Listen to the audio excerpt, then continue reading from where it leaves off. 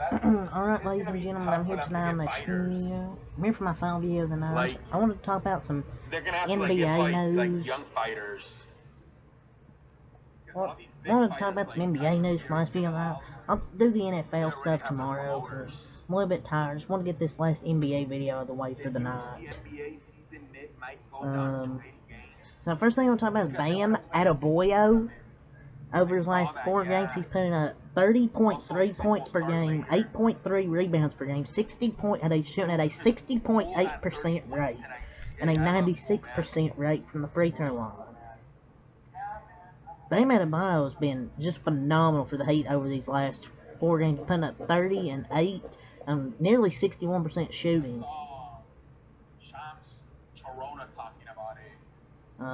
He's reaching his potential. I mean, 96% free throws is insane for a center, and a perennial top 3 defender as well, putting up these massive stats.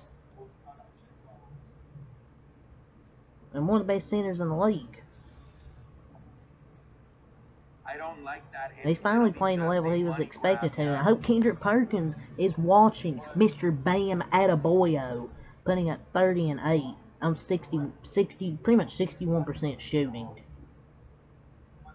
I've always been a fan of his game since he played at the University of Kentucky.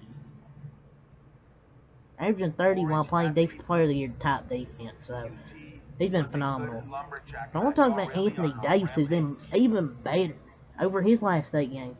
He's putting up 32.9 points per game, 15.4 rebounds per game, 2.9 assists, 2.9 blocks per game, 1.4 steals per game, shooting at a 63.1% rate, 37.5% rate from 3, 86.7% rate from the free throw line. He's been hooping. People thought he was only doing this because of playing bad teams. He played some good teams. Blazers, I think, is a pretty decent team this year. They started off hot, but now they've kind of cut off, but they're still decent. So he's doing against good teams tonight. And when he's healthy, he's a top 5-10 player. And he should be in MVP talks. He's been the best player in the world like last month.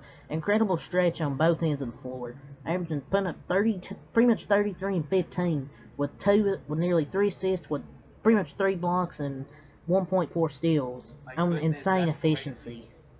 Yeah, man, it is. He's gonna be in MVP talks, and then he was robbed of Player of the Week. He played better than Giannis tonight. So Anthony Davis is so good when healthy. I've said this, if he can stay healthy, he can be in MVP talks, and he definitely should be in MVP talks. Report the Lakers have had internal discussions about trading for DeMar DeRozan and Nikola Vucevic. I think Bill Simmons and Zach Lowe reported something like this today. The Lakers have had discussions about trading for DeMar DeRozan and Nikola Jokic. I think they'd have to trade Russell Westbrook for these two. Maybe putting Reeves and Christie could help conclude the deal. I just don't see the Bulls accept just Russell Westbrook plus the 2 picks. Maybe something, but I don't think they would want to trade Austin Reeves. And DeMar DeRozan, I feel like, has the same type of game like Russell Westbrook. They don't shoot the 3-ball great, but he's a really good mid-range shooter though. I thought it would work. But I just don't know if they should get Nikola Vucevic. He can't really defend the paint like Anthony Davis. I don't know why Chicago would do that though. Why would you trade Vucevic and DeMar DeRozan away? Just to get back a Russell Westbrook or something. But that's like saying I've had internal discussions about wanting a Rolls Royce. But yeah, Jimmy Butler makes a promise to Pat Riley. We're getting your 10th championship. I don't know about that. But he's made the finals in the Eastern Conference in 2 last 3 years, and nobody expected him to do that when he joined Miami. And I felt like he outperformed LeBron in the bubble that year. They won the championship, and he outperformed Jason Tatum last year. Yeah, that's the thing though, that going there But I mean, they could. I mean, they got Jimmy Butler coming back. Bam's been playing good. They still what's his name, Tyler Hero.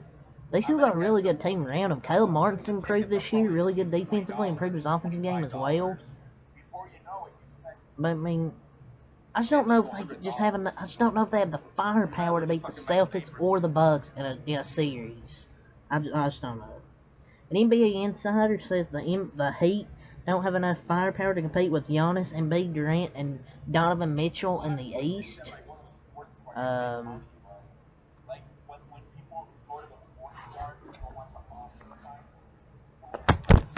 So, one thing the NBA insider basically saying was they don't have enough firepower to compete with Giannis because they have a good duo with Chris Middleton, Drew Holiday, and for the Celtics like Jason Tatum and Jaylen Brown, and they just got a good overall roster with some star players and just good overall depth. Embiid, like with the Sixers, they have Maxey, Harden. You have a good trio right there. Mitchell, Garland, Mobley. But and it's not easy to lock up Jason Tatum. He had 49 on 2 days ago. And I feel like, but they said the same thing last year against the Sixers. They said that in 2020 before they beat the Bucks 4-1, the Celtics 4-2. As he gets older. But Bam's been great this year. And but they do have potential they could beat some of those teams. But they have shooters everywhere. Once healthy, their defense is great. Like, you got Gabe Vincent, Martin, Robinson, Hero, Strus, can really shoot the ball. And you got Butler and Bam like running the team.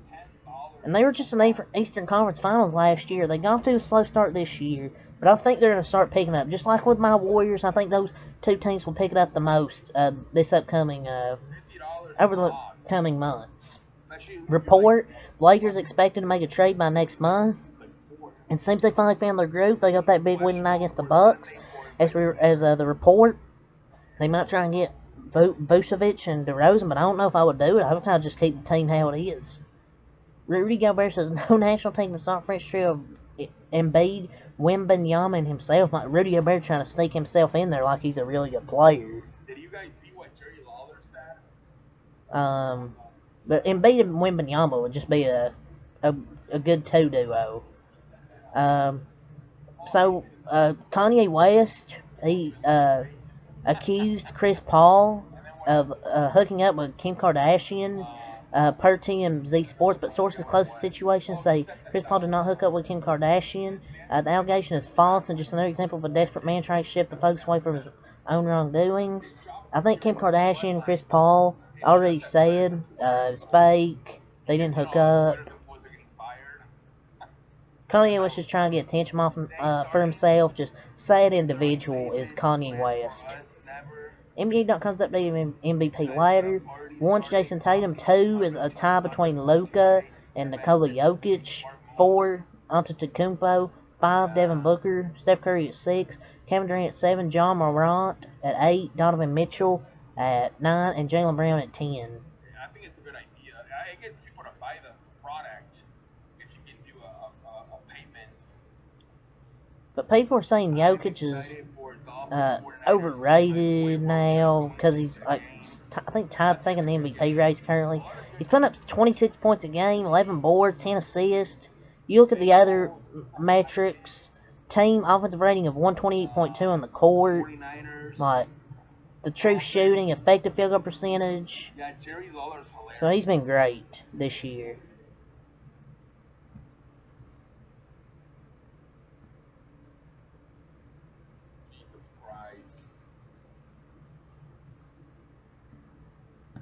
So, that's your updated MVP ladder.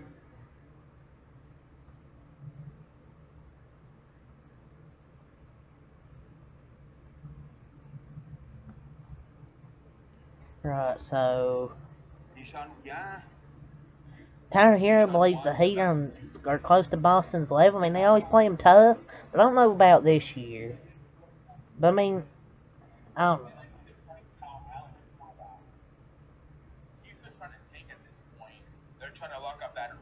But yeah. pick. The Bears, Shut up, save Packers this video, Sunday. subscribe to my Peace.